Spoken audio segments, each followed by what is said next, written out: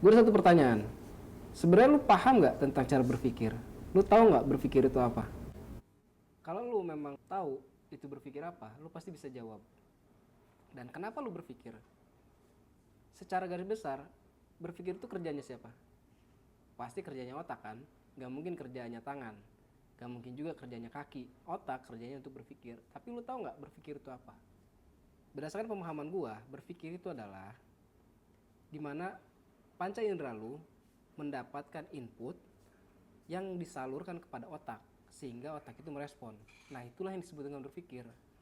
Otak merespon sebagai sebuah masalah dan dia memberikan solusi dari apa yang dia dapat. Seperti contoh tindakan apa yang harus gue lakukan ketika gue mendapatkan respon A, atau apa yang harus gue ucapkan ketika gue mendapatkan respon A gitu.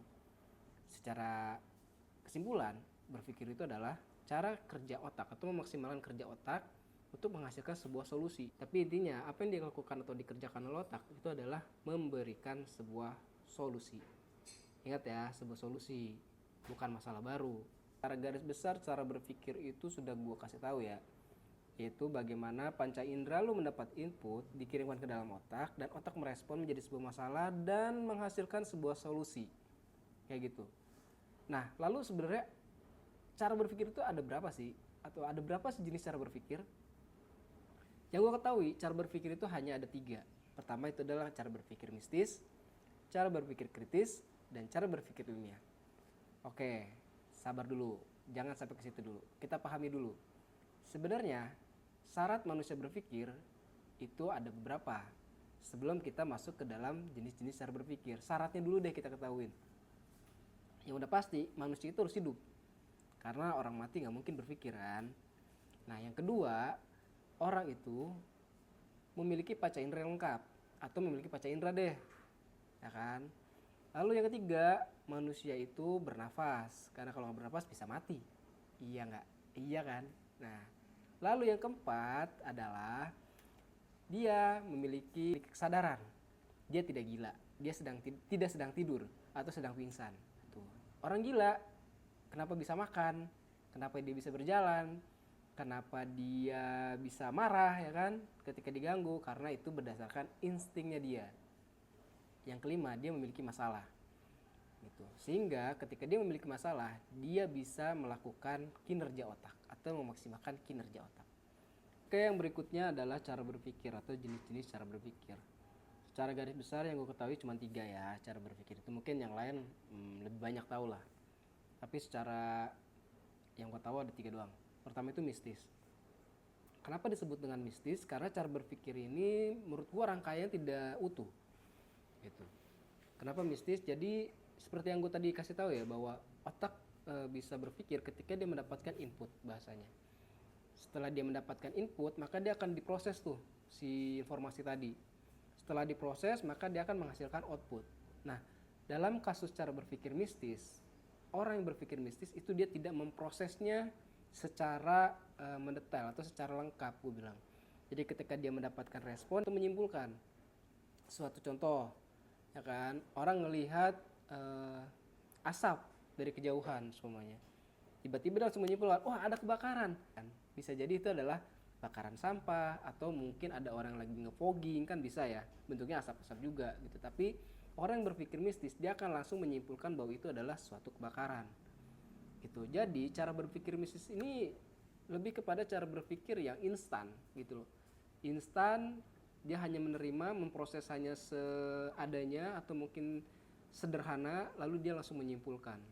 Nah, permasalahannya ketika orang memiliki cara berpikir mistis, dia akan lebih subjektif, dia akan lebih kepada berprasangka gitu, dan dia tidak tahu objektif dan kebenarannya itu seperti apa. Cara berpikir yang kedua itu adalah cara berpikir kritis. Ini banyak nih untuk generasi-generasi yang sekarang, banyak yang memiliki cara berpikir kritis dibandingkan orang-orang di masa lalu. Itu lebih banyak orang yang berpikir mistisnya. Walaupun sekarang juga masih ada sih orang-orang yang percaya bahwa satu gua itu bisa sampai ke Mekah, ya kan?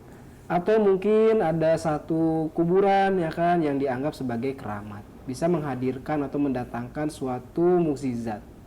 Yaitu salah satu cara berpikir mistis.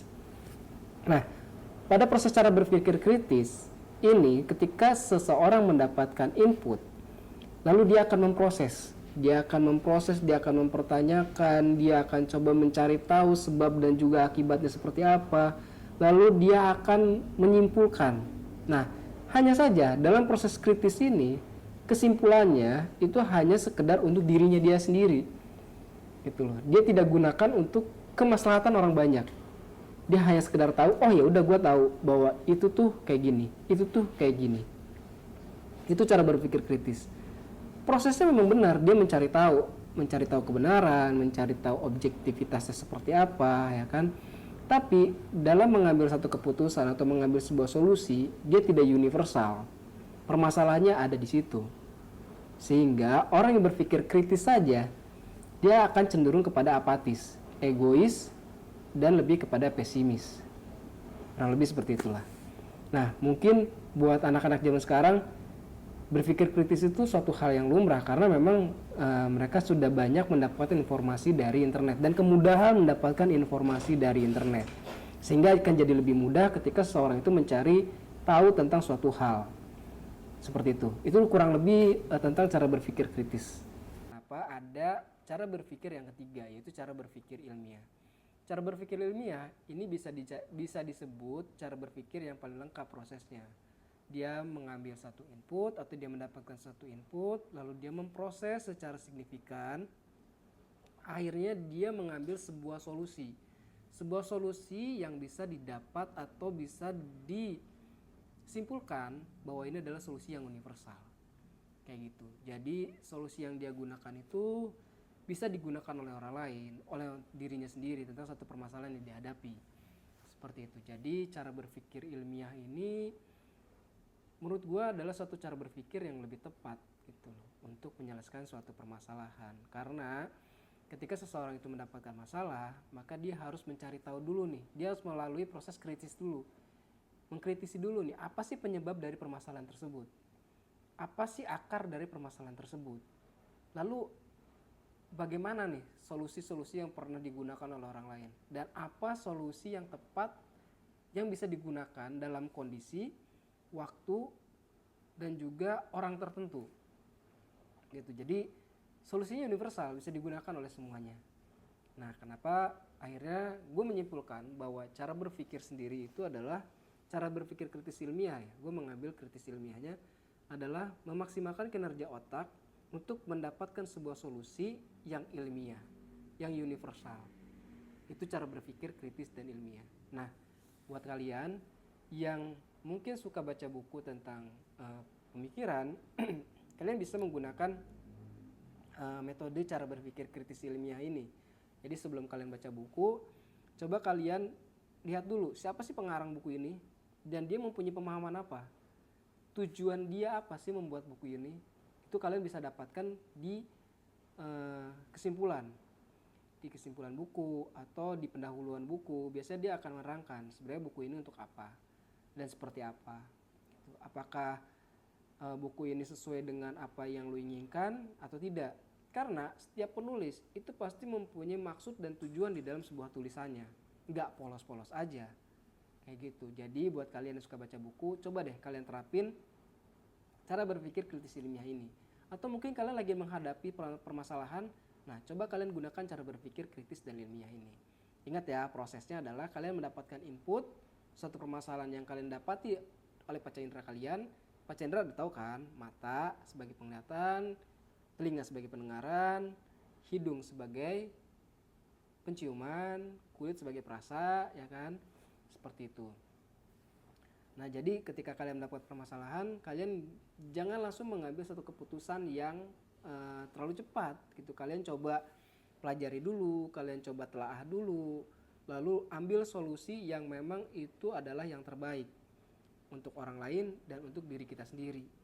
Oke, itu aja mungkin untuk cara berpikir kritis ilmiah yang gue sampaikan. Mudah-mudahan bisa bermanfaat ya, dan kalian nggak lagi jadi orang-orang yang mistis, hanya sekedar mistis.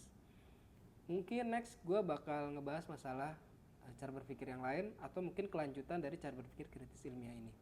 Oke, thank you. Assalamualaikum warahmatullahi wabarakatuh.